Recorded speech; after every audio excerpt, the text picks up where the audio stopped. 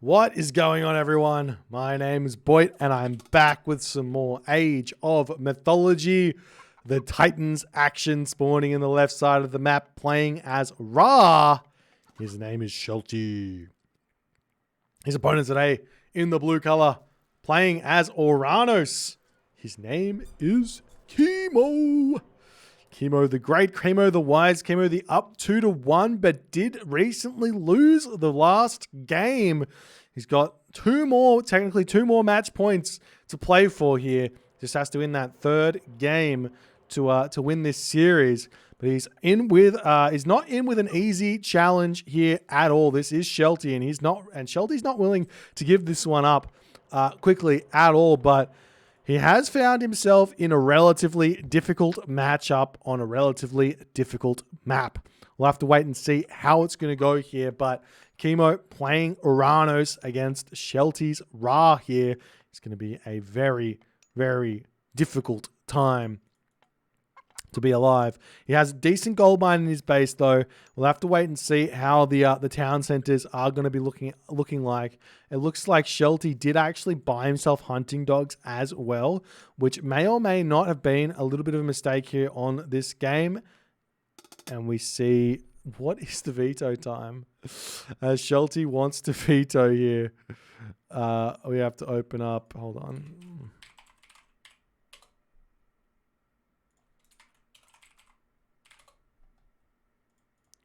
Hold on. We have to check the veto time to see if he can veto, because he wants to veto. Is it 1 minute? Before 1 minute. Unfortunately, before 1 minute, my friend. That means 59 seconds.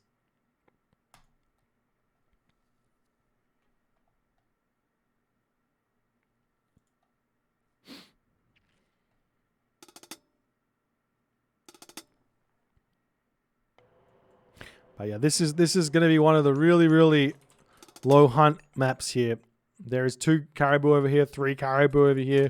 And while it is possible to make hunting dogs work on these maps with Ra, it's just so much easier to not go hunting dogs if you don't see that hunt early enough. If you move around and you see the deer, and you see 2 deer, just get hunting dog. Just get husbandry. 2 deer means husbandry. 4 deer, maybe hunting dogs, but yeah, 2 deer is, you're always going to be sad about that. As we do see a relic has been found here for Shelty. Gets the Thundercloud Shawl. Decent relic, really does help out quite a bit against the imposing Terma and Arcus and all the other good stuff where that's concerned. As we also see over here, Hardest Folly, +2 line of sight for scouts and +4 line of sight for other scouts. As well as the Odin's Wand over here. -20% temple upgrades. Favor food, gold, wood cost is reduced there by 20%. Actually a really, really good relic to grab for Ra, because Ra wants to get Shadoof. And you can save yourself something like, what is it? Like 30 wood on that, which might not seem like a lot. But there are some build orders that have been made recently. People like Squash have been making them, where you can go for like 1 monument.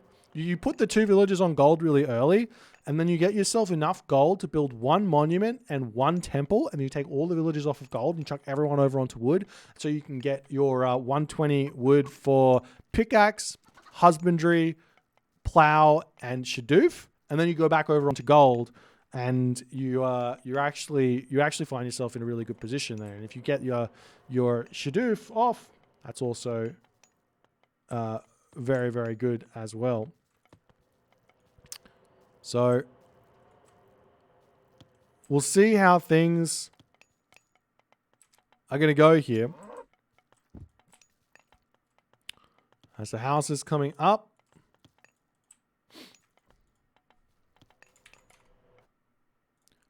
And Temple coming through as well, as we see Prometheus on the way already for Kimo here.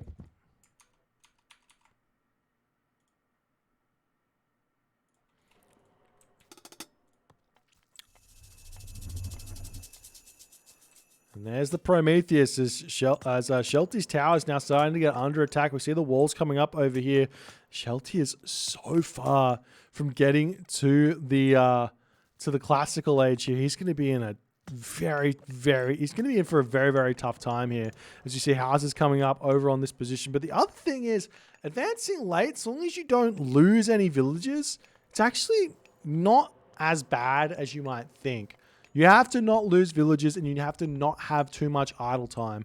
We do see the oracles coming around on this side here, and it seems like there's going to be some damage coming here for Shelty as his villager on this position does get found out. A couple more shots there. Shockwave getting dropped.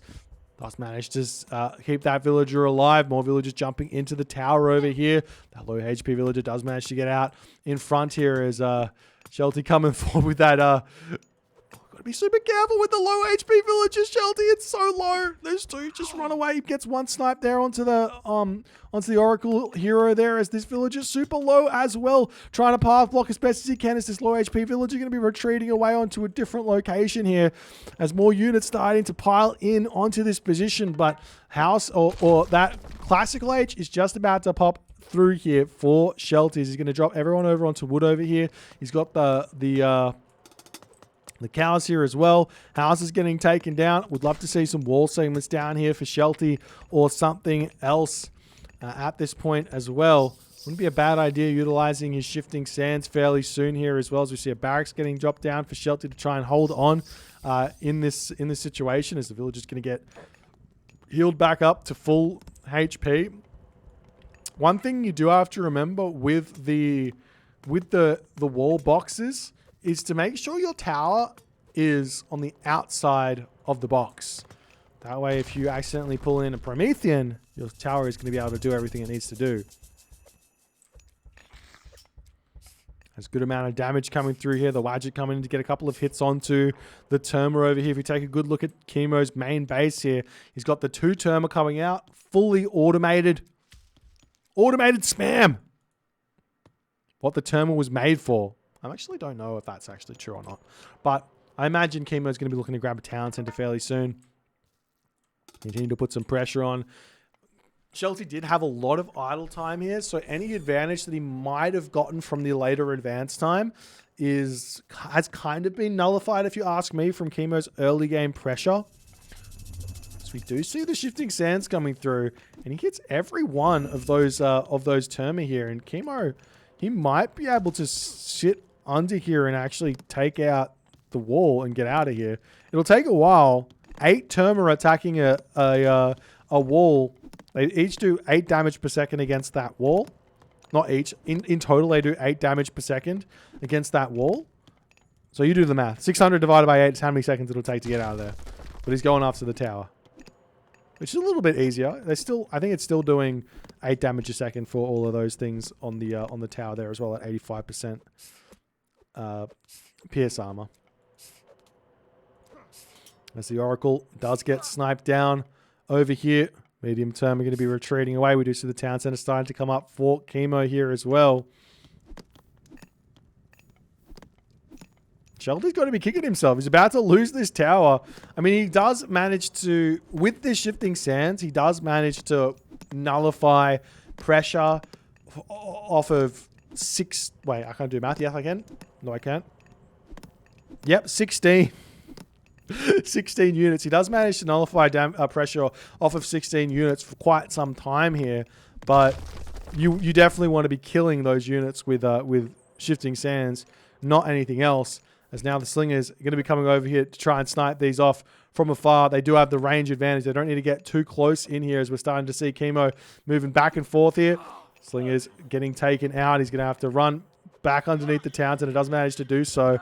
He's going to try and deal with that as best as he can, but a very strange position for Shelty to be in here, having to make these slingers to kind of deal with everything, but he does manage to deal with a couple of those Terma in the back of the base. Could use his Wadjet over here to finish this off if he so chooses. He's looking to try and grab this town center over here as well, as a 3rd town center has been started as well for Kimo, as he's about to start the boom train happening here. There is a little bit of hunt on the map that Kimo can still grab here if he so chooses. He's got this hunt over here as well. But more than likely, Kimo just has to go into farms here relatively soon, which is not going to be the worst thing in the world because Shelty still hasn't used his rain. And I think that Kimo might be able to jump onto that rain just a little bit here. If he stops production of Terma when the rain comes down, drops his farms, he's going to be able to be in a good position. He's grabbing plow at the moment as well, ready to be, he's trying to get ready to deal with that. Gold mines on this map here for Shelty they're not as defensive as you might hope here. They're not as defensive as you might hope as Shelty coming back over here. He does catch Kimo out. Going to be moving forward, finishing off the Terma here. Picks off all of them. And he manages to finally snipe those down as his box is left there. The remnants of one thing, the remnants of what once was a tribute to Kimo's Terma. That's what we're calling this. Shelty's starting to get his farms down over here, moving forward to grab this location as well. He's in a decent position here, in all honesty. He does need to get his farms down. We're starting to see the farms are up for Kimo as well. So any rain that Shelty wants to do here, it's not going to be the best of rains. As we do see the house getting broken down over here. No attempt at trying to block behind this location either here. As Kimo pushes through. The villagers not reacting here at all. There's one villager going down. Two villagers going down. Three villagers going down. And Shelty's still not paying attention over here. As he's finally realized what's going on. And he does lose another villager after all is said and done. Loses the house and loses a whole bunch of villagers. Terma get what Terma need done there. Well played. There's more houses coming up on this location here for, not houses, more walls. Walls coming up on this location here for Shelty to try and secure this gold mine. The villagers are starting to grab these caribou over here. Is there an armory up somewhere? Yes, there is. Rain getting dropped down. Let's count the farms here for Kimo. He's got 2 farms, 3, 4, 5, 6, 7, 8. 8 farms on the map, and the food economy for Kimo is going to skyrocket here. So too is it going to skyrocket for Shelty. But normally when Ra rains, he's raining and his opponent isn't getting any of it. As we do see Shelty able to hold on here. Wadjets and slingers. A nice idea, to be honest, from Shelty in this game is the Wadjet combination with the slingers. Just like Centaur, if you get enough Wadjets, then the classical age Oranos just simply can't deal with them. But the difference being that the Wadjets, you can't really move out with Wadjets. You can't put pressure onto your opponent with Wadjets. You can only defend with them. If you move out, then they're going to be able to get cut off and potentially get taken out. But if you just use them on the defense, it can be really tough to get a good angle onto them at this point. There's now Kimo moving in with his army, and we will be seeing him having to retreat as he sees exactly what's happening there. Hathor on the way now for Shelty, and we see Kimo just going for a 4th town center. I haven't seen this in forever. This is something we don't normally see from Oranos players anymore, and for good reason. Like, one thing that Shelty can just do right now is just go straight to the Mythic Age. It does look like he's kind of getting caught out on this position, but he does turn around, takes the fight. No problems there. Kimo has to retreat back. But yeah, this is definitely dangerous for Kimo. Gives Shelty all the options to get into a strong technological position and hold here, and also still have a god power that he could potentially use to get a town center back here in this game. As you see the units coming through here. We'd love to see that Rock picking up the Wadgets and dropping them into the back of this army, but he's not doing that. He's going to be losing all those Wadgets for basically free there as Batsukot's coming through, and Kimo is starting to get so much damage done into the middle of this fight over here. I'm so surprised. Why was Shelty taking this one here as Kimo is diving in as hard as he can, but it does look like Shelty may be able to hold here relatively well. We haven't got a Migdol up just yet from Shelty anywhere on the map here.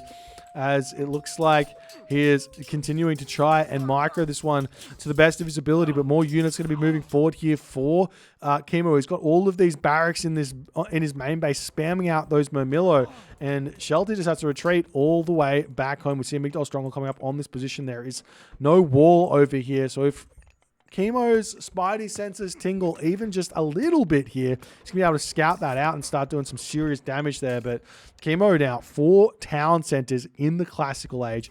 We'll see how he's going to go.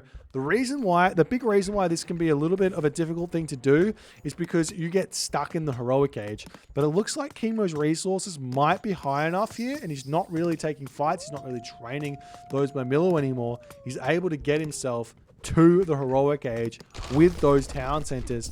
Going up through Thea here, continuing to put the pressure on, as we do see the spearmen coming through, and the locust getting dropped there onto the farms, trying to get a little bit of damage done onto the economy of the Ra player here, not the Ra player, of the Oranos player here. If he picks off 4 farms, 800 wood damage, it's kind of like comparable to a lot of other god powers in all honesty. If you can pick off 800 wood worth of buildings, especially farms.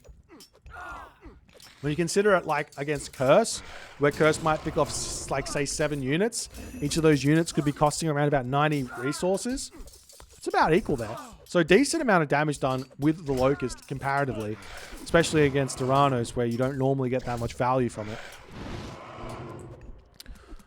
And it's definitely something that I think Oranos players might want to play around, is just put their farms one here, one here, one here, just in a bit of a more chaotic spacing to some degree.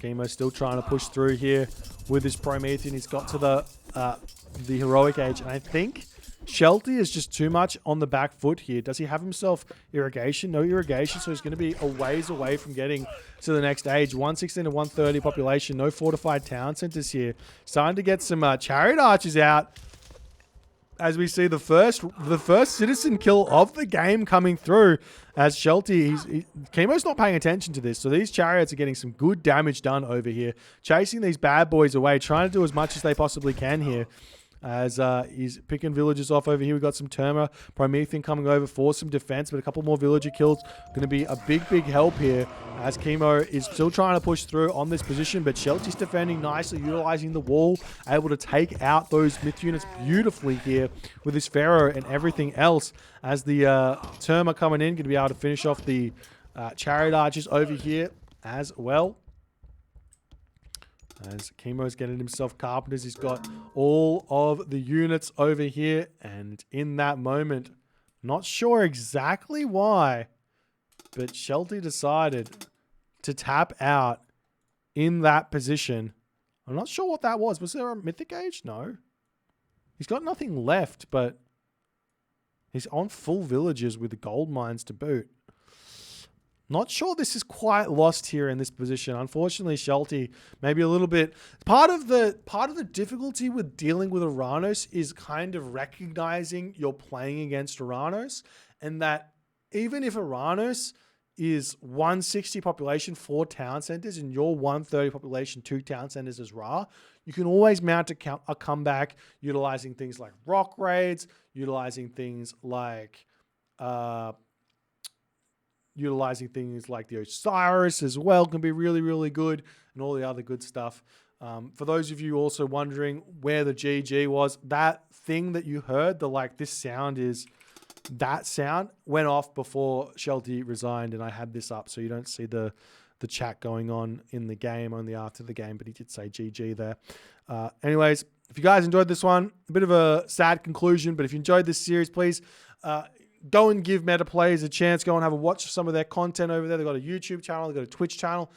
They put a lot of effort into making tournaments for Age of Mythology, for StarCraft 2, for Spellforge, a bunch of different games. Really great organization. Hope they continue to do well. And I'll see you guys later. Bye.